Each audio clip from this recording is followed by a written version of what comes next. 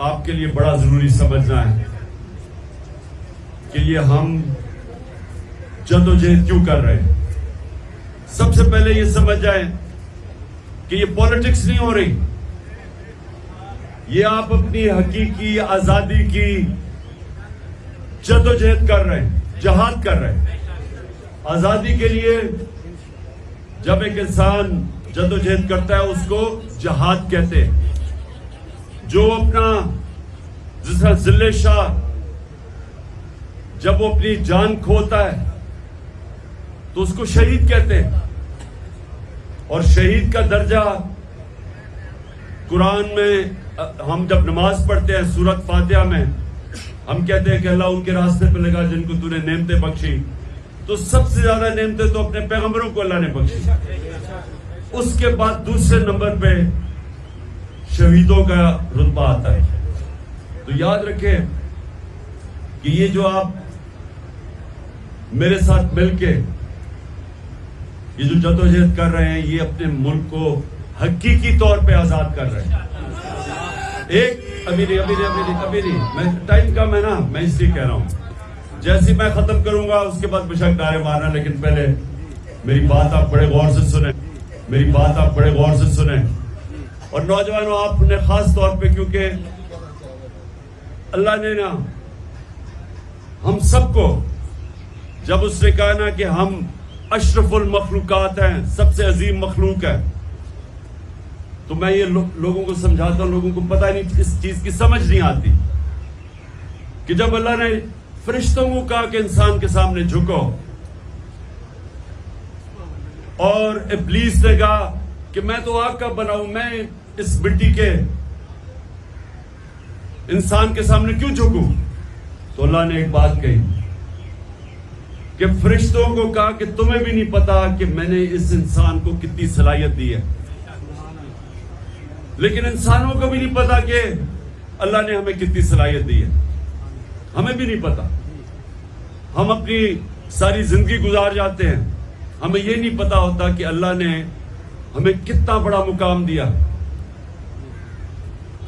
जो मौलाना रूमी कहता है कि जब अल्लाह ने तुम्हें पर दिए हैं तो जमीन पे क्यों रींग रहे हो, तो इंसान का बहुत बड़ा रुतबा है।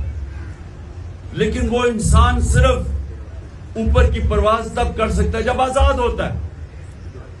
गुलामों की कोई परवाज नहीं है। और आजाद इंसान को क्या चीज करती है? बच्चा, मैं अब अपने कारकुनों से, नौजवानों से आपका टेस्ट कर रहा हूं कि क्या चीज इंसान को परवाज ऊपर करती है। वो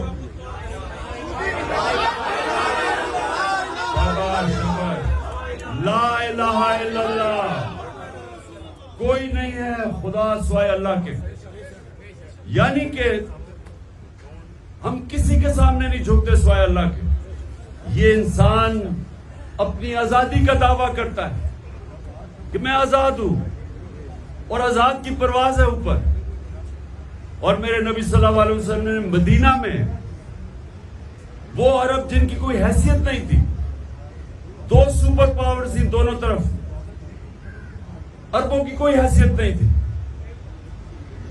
उन्होंने चंद सालों में उन्हीं अरबों ने दुनिया की इमामत की, वर्ल्ड लीडर्स बन गए। ला इलाहा इल्लल्लाह का मेरे नबी ने उनको दिल में मतलब समझा दिया, आजाद कर दिया। हम जो जंग लड़ रहे हैं, हम हकीकी आजादी की जंग लड़ रहे हैं, क्योंकि हम आजाद नहीं हैं। हर जगह लोग गुलामी में जकड़े हुए हैं। थाना, कचहरी, पटवारी, देहातों में चले जाए, वो बेचारे उनमें ही उलझे हुए लोग। यूरोप में क्यों नहीं है? वहां क्यों नहीं थाना, कचहरा, पटवारी? क्योंकि इंसाफ है। जिस माशरे में इंसाफ नहीं होता, लोग गुलाम होते हैं।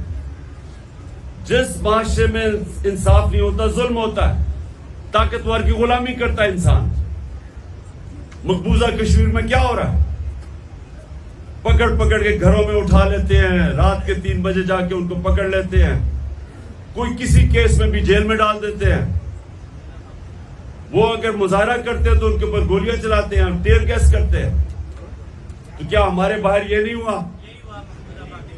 हमारा भी उन्होंने हमें इस तरह कहा कि हम भी गुलाम हैं किसी के। हमारे घरों को भी तोड़े गए, दरवाजे घरों के अंदर गए, 3-3 बजे घुसे, दरवाजे तोड़े। कोई कानून इजाजत नहीं देता, कोई कानून इजाजत नहीं देता कि हजारों पुलिस और रेंजर आके इस घर के ऊपर हमला करें। कोई कानून नहीं इजाजत देता। जंगल का कानून इजाजत देता है जिधर ताकतवर की हुक्मरानी होती है। जो हम लड़ रहे हैं, हम कानून की हुक्मरानी के लिए लड़ रहे हैं, जिसको इंसाफ कहते हैं। जो माशरा जिधर इंसाफ नहीं होता वहां लोग गुलाम होते हैं, ये समझना है आपने। हम हर साल 23 मार्च पे करोड़ों रुपया खर्च करते हैं कि जी हम आजाद हो गए। आजाद नहीं है, छोटा सा ऊपर तबका बैठा हुआ है जो सारा मुल्क के ऊपर कब्जा करके बैठा है। और हमारी जंग ये है कि हमने अपने आप को आजाद करना है उनसे, इंसाफ लेके। ये जंग इंसाफ और आजादी की एक ही जंग है। जो भी अल्लाह के पैगंबर आए थे, ये याद रखना, सारे अल्लाह के पैगंबर एक पैगाम था, राय हक पे खड़े थे और इंसाफ की जंग लड़ रहे थे, जुल्म के खिलाफ खड़े हुए थे। हजरत मूसा फिरौन के खिलाफ खड़े हुए थे, जुल्म के खिलाफ। नमरूद के खिलाफ हजरत इब्राहिम, हजरत ईसा। जो रोम ने उनको ऊपर फतह किया हुआ था, इंपीरियलिज्म थी, उसके खिलाफ। और जो यहूदी जिनकी एलीट थी, उसके खिलाफ हजरत ईसा खड़े हुए थे, आम इंसानों के लिए। और हमारे नबी सल्लल्लाहु अलैहि वसल्लम मक्का के कुरैश उनके जुल्म के सामने खड़े हुए थे, क्योंकि वो उनको आजादी राय नहीं दे रहे थे, उनको बोलने की आजादी नहीं दे रहे थे। हिजरत की उन्होंने, मदीना गए जिधर आजादी से अपना दीन, अल्लाह का नाम ले सकते थे। तो वो भी आज, हम भी, ये जो ऊपर चोर बैठे हुए हैं और ये जो उनके सहूलतकार हैं, हम उनसे आजादी के लिए खड़े हैं। हम चाहते हैं कि हमारे मुल्क में इंसाफ हो। और आप सबको सारे जब यहां से वापस जाए, एक तो पैम्फलेट्स देंगे सारों को हकीकी आजादी की। आपने तैयारी रखना है, मैंने आपको कॉल दूंगा और फिर सारे पाकिस्तान में हमने बाहर निकलना है पुरअमन तरीके से, पुरअमन तरीके से जो हमारा आइन हमें इजाजत देता है, पुरअमन तरीके से। लेकिन सारे पाकिस्तान में हम बाहर निकलेंगे अपनी आजादी की तहरीक के लिए।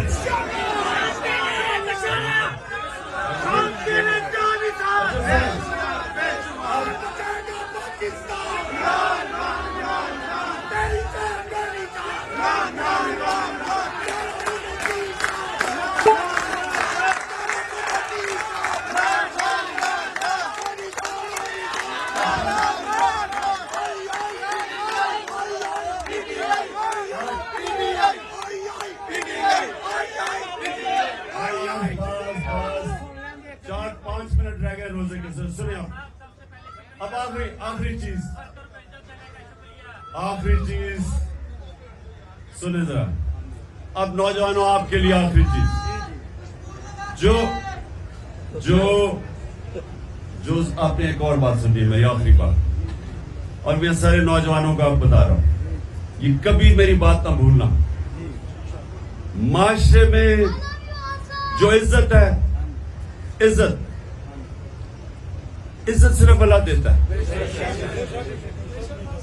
कोई जितना मर्जी तुम पैसा कमा लो, जितना मर्जी दौलत कमा लो, लेकिन जरदारी और नवाज शरीफ को इज्जत नहीं मिल सकती, क्योंकि ऊपर वाला इज्जत देता है। पैसे से नहीं खरीद सकते इज्जत। और जब वो किसी को जलील करता है, उसके अमाल पे करता है। पैसा नहीं बचा सकता आपको जिल्लत से। तो जो इंसान को सबसे ज्यादा अल्लाह ने इज्जत दी, वो कौन थे? मोहम्मद मुस्तफा सल्लल्लाहु अलैहि वसल्लम।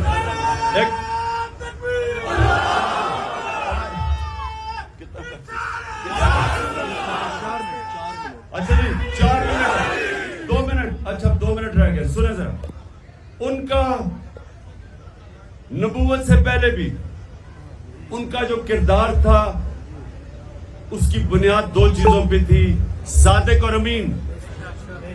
एक सच्चा इंसान और इंसाफ करने वाला, ये दो क्वालिटीज लीडर में होती है। कोई भी लीडर इज्जत नहीं कमा सकता जब तक वो सच्चा ना हो और जब तक वो इंसाफ ना करे इंसानों। तो नौजवानों, आपने ये याद रखना है, दुनिया में जिधर भी जाना है, सच बोलना आसान काम नहीं है। कई दफा आपको शॉर्टकट नजर आएगा कि झूठ बोल के मैं इधर से बच जाता हूं, लेकिन आप अपने आप को कमजोर करते हैं। जब सच बोलते हैं तो सच के लिए आपको दिलेर होना पड़ता है, खड़ा होना पड़ता है। कई दफा जो कहते हैं ना, जालिम हुक्मरान के सामने सच बोलना एक अल्लाह को सबसे ज्यादा चीज पसंद है। तो आसान नहीं है, लेकिन सच आपको ताकतवर कर देता है, सच आपको इज्जत देता है। और सबसे बड़ी बात कि जब आप सच बोलते हैं तो जो अल हक है वो आपके साथ खड़ा हो जाता है। तो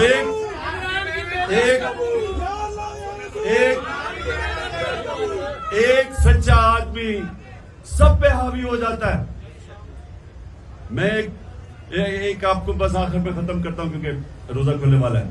हम क्रिकेट खेल रहे थे, बड़ी देर की बात है, मैं वर्ल्ड 11 के लिए खेल रहा था, उसमें अंग्रेज भी थे, साउथ अफ्रीका में भी थे, हम पाकिस्तानी भी थे। तो हमारा ऑस्ट्रेलिया में सीरीज हो रही थी, तो अब वो वर्ल्ड हम सारा कुछ जीत जाते हैं। तो उन दिनों में बड़ी देर की बात है, बड़ा पैसा था जीतने में। तो जब हम जीत जाते हैं तो हमारे होते हैं टोटल 16 खिलाड़ी, लेकिन 11 खेलने वाले होते हैं, 16 स्क्वाड होती है। अब 11 बैठ के सोच रहे हैं कि जी अब हम ये पैसा जो हमने जीता है तो हम कैसे बांटना है। हमने वो 16 के बीच में बांटना है या हम 11 जिन्होंने मेहनत की हमारे बीच में बांटना है। अब ये सुनो जरा, एक से शुरू होता है। मैं तो तब बहुत छोटा था, सर टीम में सबसे छोटा था, तो इधर से शुरू हुआ। जिससे पूछे वो क्या जी हमने मेहनत किया, हमारे बीच में बांटना चाहिए। वो दूसरा क्या, हमारे सारों को पैसा नजर आ रहा था। एक के बाद दूसरा करते करते करते एक अंग्रेज खिलाड़ी था, क्रिश्चियन था, ईमानदार था, उसके पास है। उसने कहा तुम सबको शर्म आनी चाहिए कि वो 16 हमारे साथ थे, उनके अंदर क्यों नहीं बांटना। हम सबको इतनी शर्म आई, हम चुप करके बैठ गए। हमने कहा जी जो वो कहता है ठीक कहता है। एक आदमी जब सच बोलता है और वो खड़ा होता है, वो सब पे भारी हो गया। हम सब ने चुप करके कहा जी वो ड्रिंक कह रहा है। ये दो चीजें याद रखना, सादिक और अमीन, इंसाफ करने वाला और सच्चा इंसान, माशरा में उसकी इज्जत होगी। दुआ करते हैं।